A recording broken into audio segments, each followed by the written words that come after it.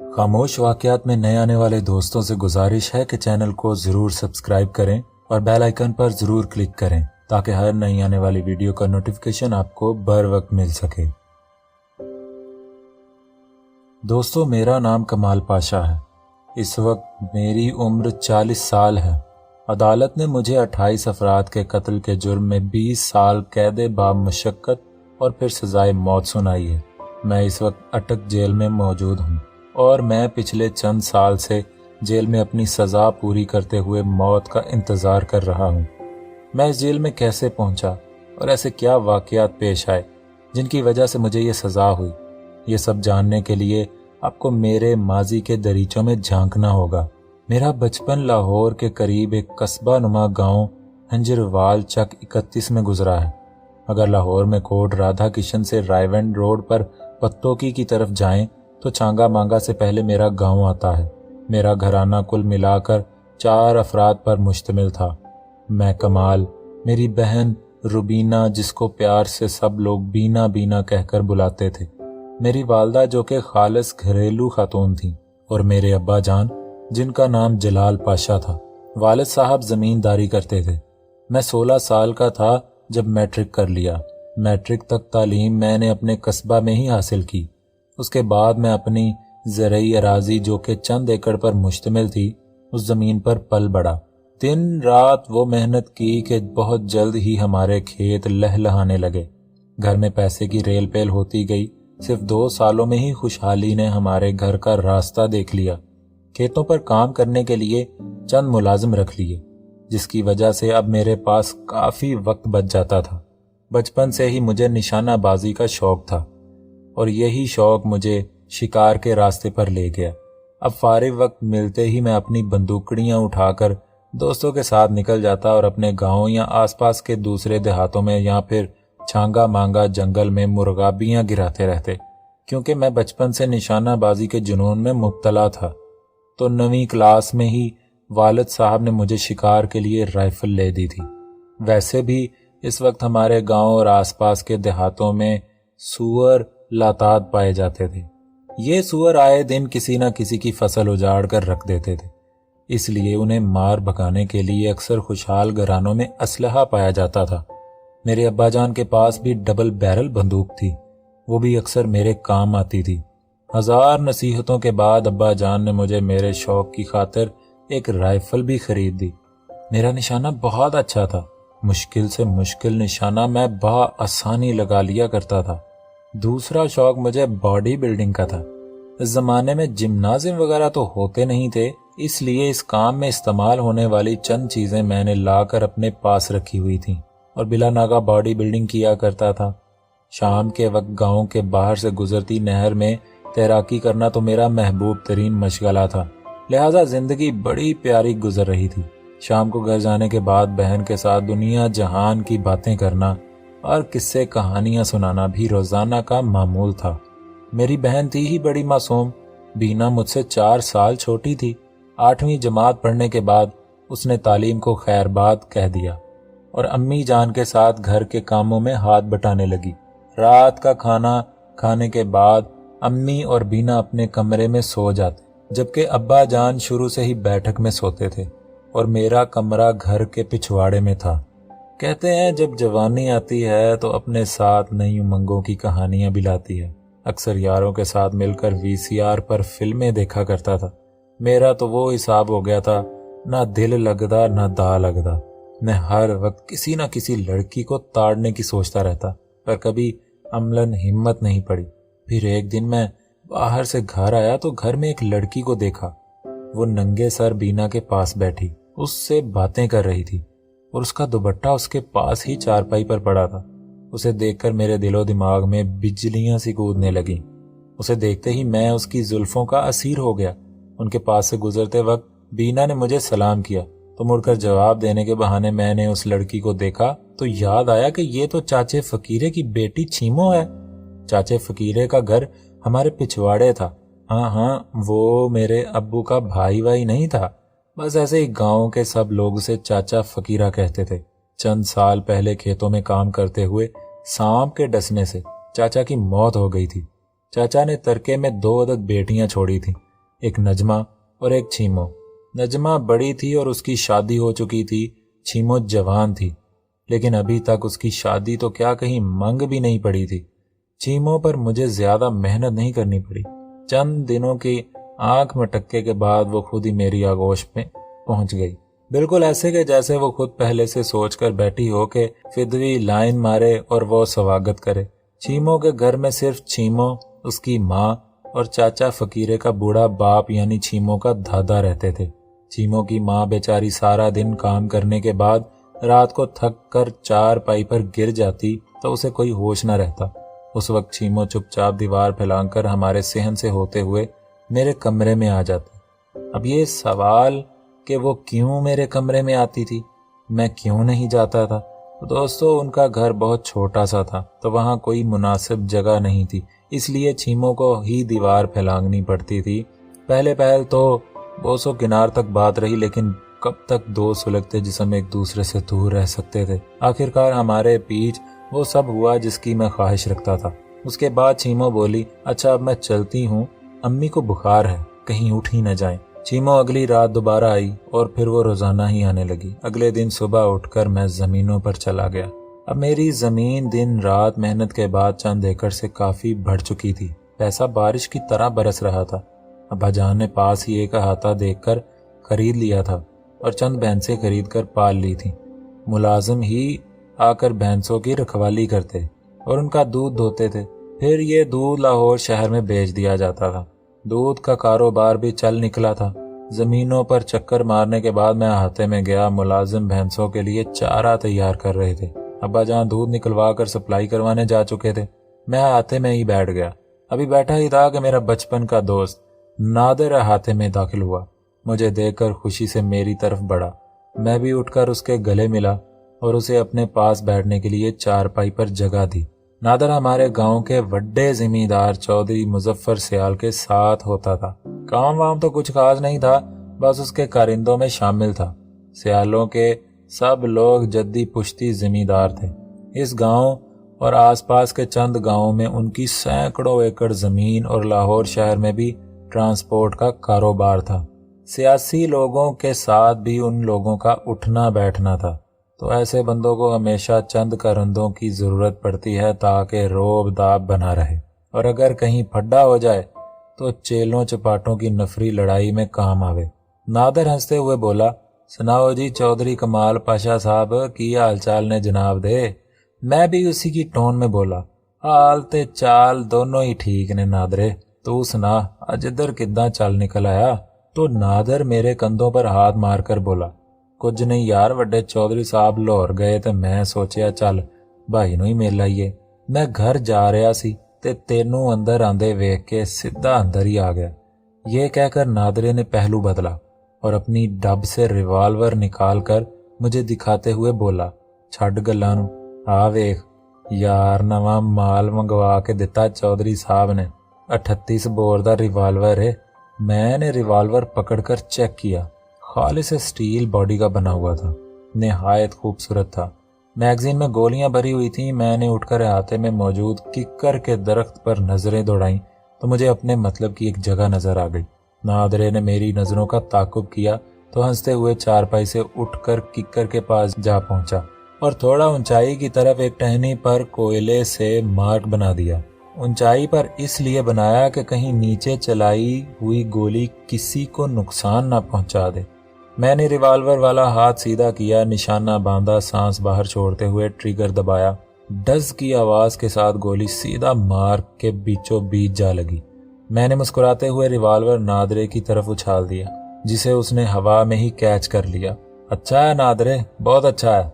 फिर हम दोनों चारपाई पर जा बैठे। इतनी देर में मुलाजिम 2 गिलास और लस्सी का जग भर कर ले आया। कुछ देर बातें करने और लस्सी पीने के बाद नादरे ने रिवाल्वर अपनी डब में लगाया और उठ खड़ा हुआ। चंगा वीरे, हुण मैनू इजाजत दे, थोड़ा घर भी चक्कर ला लवां, भाभी मेरी राह वेखदी होनी। मुझसे गले मिलकर नादिर बाहर निकल गया और मैं भी वहां से निकलकर अपने घर की जानिब चल पड़ा। नादिर एक घबरू जवान था, कद काठ मेरे बराबर था, बस जिसामत में मुझसे थोड़ा भारी था। जबकि मेरा जिस्म कदरे झुरेरा था। नादर के माँ बाप बरसों पहले फौत हो चुके थे। उसके बाप को एक रात अचानक दिल का दौरा पड़ा था और किसी किस्म की तिबी इमदाद मैसर आने से पहले ही वो अजल के हवाले हो गया। नादर की माँ अपने शौहर की मौत का सदमा सह न सकी और दिन ब दिन कमजोर होती गई। फिर एक रात घर के तीनों नफोस नादर, उसका बड़ा भाई जमील और उसकी माँ सोने के लिए लेटे। सोए तो 3 थे, लेकिन अगली सुबह जागे सिर्फ 2 ही। नादर की माँ भी जिंदगी के हर दुख से निजात पा गई। जमील उस वक्त मेहनत मजदूरी करता था। माँ को दफन करने के बाद जमील ने अपने भाई नादर की कफालत का पूरा हक अदा किया। जमील का नाम उसकी शक्लो सूरत से पूरी तरह मैच करता था। वो वाकई मर्दाना वजाहत का नमूना था। इंतहाई हुसीनो जमील ने नक्श का मालिक था। जमील हमारी जमीनों पर अब्बा जान का हाथ बटाता था। फिर एक वक्त आया जब अब्बा जान ने गांव के बुजुर्गों की मशावरत से साथ वाले गांव की एक मेहनत कश की खूबसूरत बेटी से जमील की शादी कर दी। शादी के बाद जमील ने दुगनी मेहनत करनी शुरू कर दी। इस वक्त तक मैं यानी कि कमाल पाशा भी मैट्रिक कर चुका था और आप अपनी जमीनों पर पल पड़ा था। जैसे जैसे पैसा आता गया जमीनें बढ़ती गईं और इस मुनाफा में हम अपने मुलाजमों को भी मुख्तलिफ हीलों बहानों के साथ उनकी मदद करके हिस्सा देते रहे। जमील की आमदन भी बढ़ चुकी थी। इस वक्त तक नादर बस गलियों कूचों में आवारा गर्दी ही करता था। क्योंकि जमील का लाडला भाई था तो उसने कभी भी नादर को किसी काम के लिए नहीं कहा था। शादी के 1.5 साल बाद ही जमील पर सऊदीया जाने का खबत सवार हुआ। उसने थोड़े थोड़े बचाकर पैसे जमा करके रखे हुए थे। चुनांचा उसने वो सारा पैसा लगाकर सऊदीया का वीज़ा लगवाया और मेहनत मजदूरी करके सुहाने मुस्तकबिल के ख्वाब आंखों में सजाए सऊदीया चला गया। पहले ही महीने उसने अच्छे खासे पैसे घर भेजे। सब लोग खुश थे, लेकिन जिंदगी ने जमील के साथ वफा न की और चंद हफ्ते बाद ही काम के दौरान एक हादसे में वो जाँ बहक हो गया। नादर को ये इतला बहिम मैंने ही पहुंचाई थी, क्योंकि उस वक्त गांव में एक सयालों की हवेली और दूसरा फकत हमारा घर था जहां टेलीफोन लगा हुआ था। सऊदी से जमील ने 1-2 बार हमारे घर ही कॉल की थी और हमने किसी मुलाजिम को भेजकर उसकी बीवी को बुलवाकर उससे बातचीत करवाई थी। एक दिन मैं घर में ही था कि फ़ोन की घंटी बजी। मैंने कॉल रिसीव की तो सऊदी से जमील की कंपनी का कोई आदमी था। उसने बताया कि जमील की हादसे में मौत हो गई है, क्योंकि सऊदीया का कानून है कि अगर कोई बंदा मकरूज हो और मर जाए तो उसको वहीं सऊदीया में ही दफना दिया जाता है। चुनांचा जमील को भी यही दफना दिया गया। मैंने किसी को बताए बगैर ये इतला नादिर को दी तो नादिर घंटों मेरे गले लगकर रोया। फिर उसने हाथ जोड़कर मेरी मिन्नत की कि जमील के मरने की बात अभी किसी और को न बताऊं। मौका महल देखकर वो खुद ही अपनी भाभी को बता देगा। नादिर अपनी भाभी शमसा से बहुत प्यार करता था। वो भी देवर को भाइयों की तरह ही चाहती थी। मैंने नादिर को चुप करवाने के बाद कहा, लेकिन नादरे यार, जदों जमील दा फोन नहीं आवेगा ते सारे परेशान होंगे, उदों की करेगा? नादिर ने अपना सर झुका लिया। चंद मिनट सोचने के बाद उसने सर उठाया और बोला, वीरे तू एक काम कर, सिद्धा मेरे घर जा ते शमसा नूं इतला दे कि उत्थे हादसा हो गया ते जमील बहुत बुरी जख्मी होया। हुण ओहदा इलाज चल रहा है। डॉक्टरां दे मुताबिक पूरे 1 साल तक ओहदा इलाज होएगा। नाले ओहदा जबड़ा भी टुट चुकिया है, इसलिए वो फोन ते गल नहीं कर सकदा। 1-2 महीने बाद जमील वालों कोई खत पत्र लिख के शमसा नूं दे छड़िया करांगे। फिर आहिस्ता आहिस्ता मौका महल वेख के ओनू दस देवांगा। तेरी मेहरबानी सिर्फ एक एहसान करी साडे ते कि किसे नूं खबर ना होवे असल गल की है। मैंने कहा, यार नादरे, ए मुश्किल काम में तू खुद शमसा नूं है सारी गल दस, बाकी मैं पर्दा पाई रखांगा। नादर के जाने के बाद मैंने सोचा कि जब शमसा को पता चलेगा तो वो रोती हुई सीधा अम्मी के पास ही आएगी। फिर कुछ सोचकर मैंने अब्बू को एतमाद में लेने का फैसला किया और जाकर सारी बात मनोअन अब्बू को बता दी। अब्बू को भी जमील की मौत का सुनकर बहुत दुख हुआ। फिर अब्बू ने भी कहा कि हाँ पुत्र, यही करना चाहिए कि पहले शमसा को ज़हनी तौर पर तैयार करना चाहिए।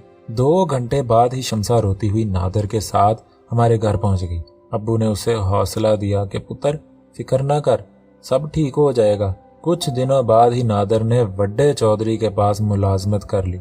کیونکہ گھر کا نظام تو چلانا تھا۔ اسی طرح وقت گزرتا رہا۔ مہینے 2 مہینے بعد نادر مجھ سے جمیل کی طرف سے ایک خط لکھوا کر جس میں اپنی خیر خیریت اور علاج چل رہا ہے کا بتا کے اور 1-2 رومانی مکالمے لکھوا کر خط شمسا کو دے دیتا تھا، اور وہ بھلی مانس دن رات جمیل کی تصویروں کو دیکھتے ہوئے آس لگائے بیٹھی تھی کہ کب اس کا شوہر ٹھیک ہو کر واپس آئے گا۔ یہ تھی نادر کی ساری کہانی۔ میں یہ ساری باتیں سوچتا ہوا گھر پہنچ گیا۔ گھر جا کر دوپہر کا کھانا کھایا۔ باقی وقت اسی طرح بینا اور امی کے ساتھ دنیا جہان کی باتیں کرتے ہوئے گزار دیا۔ سر شام ہی ابو گھر آ گئے۔ رات کا کھانا کھانے کے بعد سب اپنے اپنے کمروں میں سو گئے اور میں اپنے کمرے میں لیٹ کر چھیموں کا انتظار کرنے لگا۔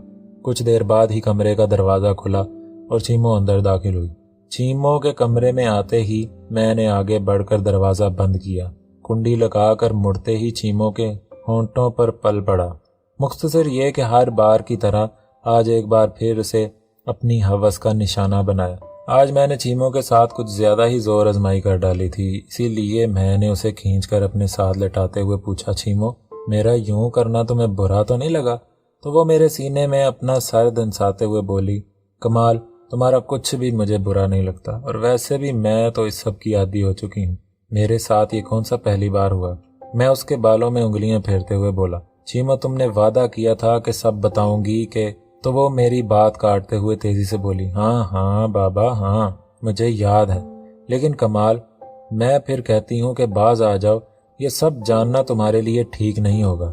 میں بھی ضدی لہجے میں بولا، ارے کچھ نہیں ہوگا۔ تو وہ کچھ دیر خاموش رہی، پھر اس نے اپنا منہ اوپر اٹھایا اور جیسے خلا میں تکتی ہوئی بولی، یہ آج سے 2.5 سال پہلے ان دنوں کی بات ہے کہ جب وڈے چودھری سیال کی سب سے پہلی بیوی کے سب سے بڑے بیٹے نور سیال کی شادی کے دن رکھے گئے تھے۔ میں نے اسے روکا، پہلے یہ بتاؤ کہ کیا تم یہ سیالوں کی فیملی کو جانتی ہو؟ تو وہ انتہائی نفرت انگیز لہجے میں بولی، میں ان کنجروں کو پورے خاندان کو جانتی ہوں، یہی سیال تو میری بربادی کی وجہ بنے ہیں۔ چودھری مظفر سیال وڈا زمیندار ہے، یہی شیطان ابن شیطان ہے، اس کا ایک چھوٹا بھائی بھی ہے شیطان کا جانشین چودھری ظفر سیال۔ دونوں بھائی ایک نمبر کے عیاش اور شفاق انسان ہیں، اور یہی سارے گن آگے ان کی اولادوں میں بھی ہیں۔ وڈے چودھری نے 3 شادیاں کی ہیں، اس کی پہلی 2 عورتیں مر چکی ہیں، ایک سانپ کے کانٹے سے مری اور دوسری کار ایکسیڈنٹ میں ماری گئی۔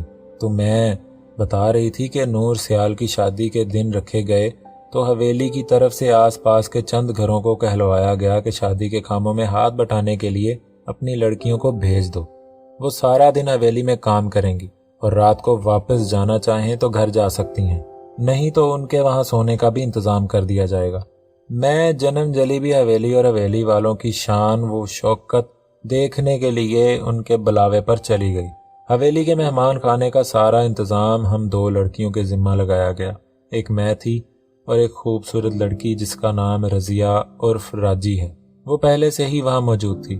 وہ لڑکی بھی ساتھ والے گاؤں کے ایک کسان کی بیٹی ہے اور آج کل اس حویلی میں ہی بظاہر خادمہ کی حیثیت سے کام کر رہی ہے، جبکہ اصل میں وہ سیالوں کے تن ٹھنڈے کر رہی ہے۔